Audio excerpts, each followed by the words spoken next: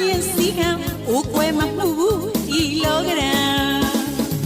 ပြစ်တိုင်းတော့ပြစ်တိုင်းတော့ပြစ်လိုက်တိုင်းတော့ဟေးပြစ်တိုင်းတော့ဟေးပြစ်တိုင်းတော့ပြစ်လိုက်တိုင်းတော့